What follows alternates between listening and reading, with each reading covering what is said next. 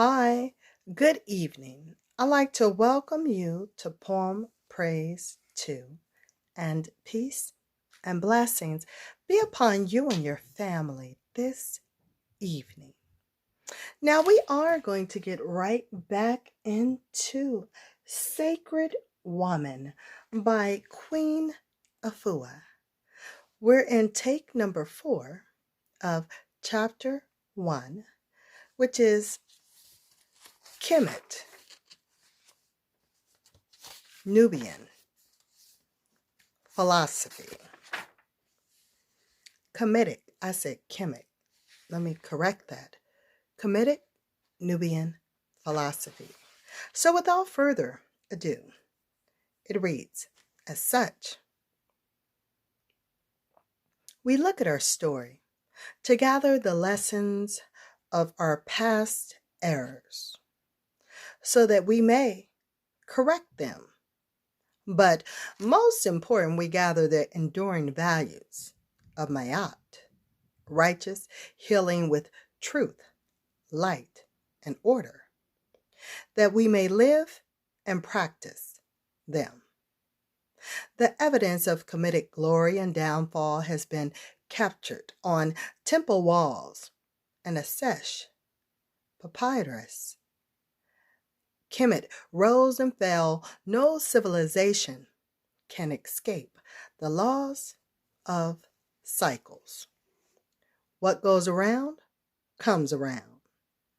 What goes up comes down to rise again. People ask, if the ancient Egyptians were so great, how and why did they fall? Just let them reflect and meditate on the law of cycles. Some of the signs of the pending fall from glory are mirrored on the walls in the killing of animals for food and sacrifice, and in the killing of humans in war. The walls are replete with the story of a glorious, peaceful civilization, forced to make chariots, which they did not invent, to defend themselves from the northern Asiatics and the southern Ephesians, who worked against the principles of Mayat, order, righteousness, and reciprocity. We focus on times of Sma, Tawi, unity, as our model, because where there is unity, there is healing taking place. Let me repeat that. Where there is unity, there is healing taking place. Today, humanity is disunified, therefore sick with violence, pestilence, and war. It must be healed. The rebirth of the Sma Tawi, Nubian Kemetic Mayat paradigm is upon us. Once we overcome the Egyptological preoccupation with dates and dynasties, then all humanity can have access to the Smai Tarui, heal thyself, know thyself, myrrh, love thyself, be thyself, Me'ation, way of ascension and renaissance.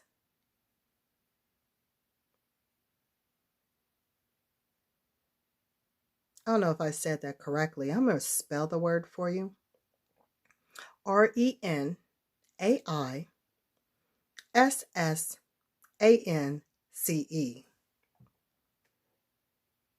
Looks like renaissance. Let us continue on.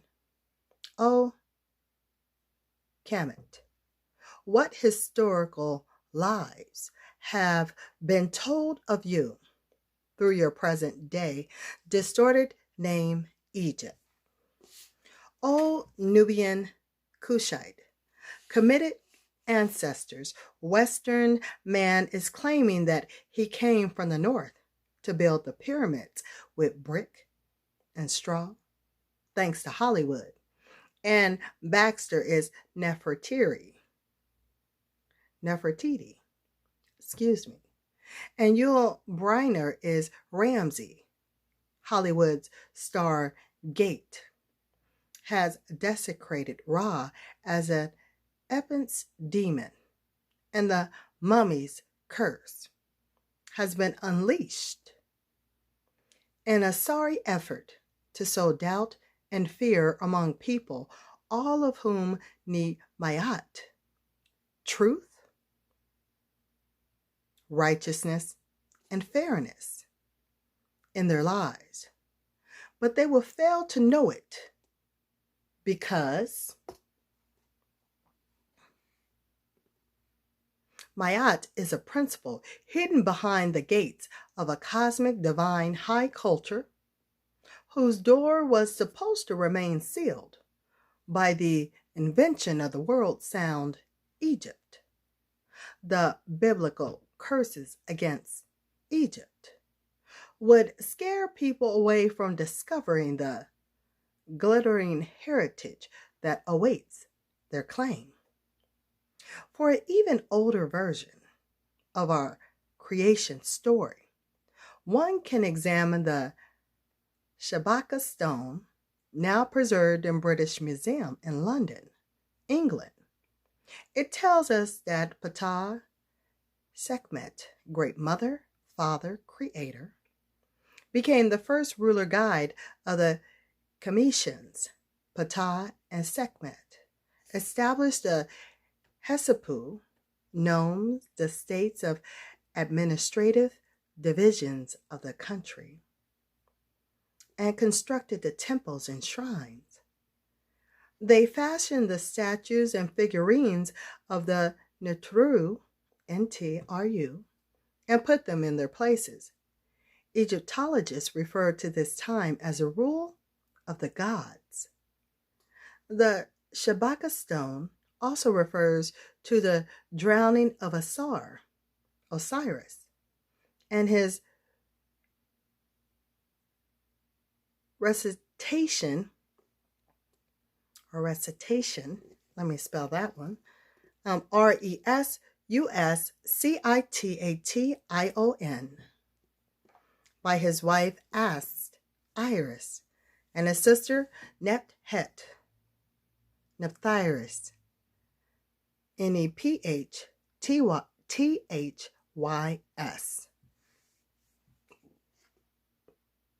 The lives of the citizens of Kemet were entered around the temple, much like the state capitol or city hall of modern times. Reverence for the divine permeated all aspects of life in Kemet. The culture was spiritual, not religious. Religion is modern, whereas spirituality is primordial. The word religion is drawn from the Latin word religare or religio, one of the two, y'all. I'm trying with some of these words. I appreciate your patience with me while we read them. Let's continue right along. Now, the two that I just said, religare or religio, which means to tie back or to tie again. Since the Kemites saw their lives as intrinsically connected to divinity, there was no reason to be tied. It was those who saw themselves as alienated from the divine who invented religion and its attendant competitive dogmas to tie them fast to their spiritual vision. Committed consciousness perceives itself as surrounded, enveloped, saturated, nurtured, and immersed in divinity, like the fish in the ocean. Kamites had no need to invent religion. Spiritual immersion was a mode of existence. This view empowered our Kemetic ancestors. They entertained no doctrine of salvation by proxy. Mayat demands personal responsibility and accountability. There is no vicarious atonement. When you live in Mayat, every day is a day of judgment. Another fatal error of Egyptology is the use of the term gods and goddesses to describe the attributes, aspects, and differentiations of NTR divinity. Western concepts of divinity give us an objective male god up in the heavens somewhere ruling over a hierarchy of all male angels and little boy cherubs. This will never do for the Kamite. From the beginning, Kemetic cosmology was magical or modical, balanced. It taught of NTR, a mother, father, creator, the Netru, NTRU, divine attributes were likewise feminine and masculine. For example, Ptah Sekhmet, Amin Ra Mut, Tahuti Mayat, Ast Asar. This was a viewing the divine that filtered down into everyday life, was matriarchal, and women enjoyed a measure of equality, unduplicated in these so-called modern times. The Greeks and Romans were appalled at the level of freedom of Kemetic women who could own property and function as queens, high priestesses, and living oracles. The lineage of kings was transmitted through the mother, as was inheritance. The matriarchy, righteous government, of the ancient Kamites eclipsed the democracy of modern times, whose hallmark had been the suppression and oppression of women, coupled with their pervasive undercurrent of racism. In order to begin to understand the spirituality of the ancient Kamites, it is important to open your consciousness and familiarize yourself with the Kemetic cosmology legacy that created the matriarchy.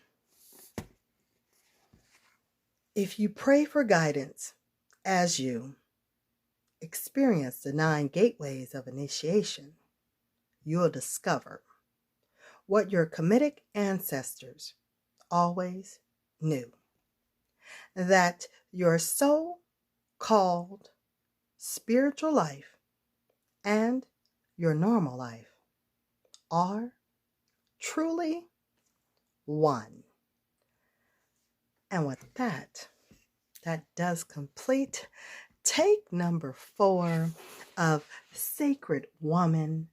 Stay tuned for take number 5. We're certainly going to finish up this section before we go into part 2, which is womb wisdom. I'll certainly have some glossary of ancient Kemetic terms and the NTRU, ancient Kemetic Nubian spiritual energies. And I'll leave you with this picture right here. I'm going to show you at the bottom of the picture. It says, every day is Judgment Day. And here is a picture for you right there. All right. And I want for you to be well, take care, be safe, and be blessed. It be it thy will. I will talk with you soon here on Poem Praise 2. So, until next time, later, y'all.